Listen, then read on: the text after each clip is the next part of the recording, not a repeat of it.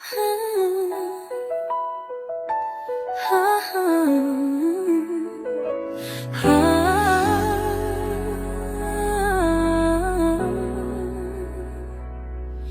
kusina ng munting tahanan,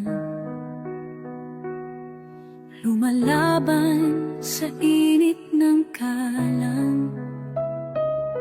May hawak na sandok at kamera, pinapakita ang pusong may saya.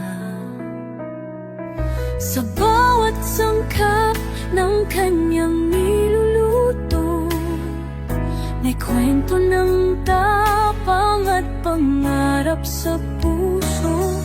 Sa bawat biyahe ng kanyang paglalakbay, inaabot ang bituin sa kabila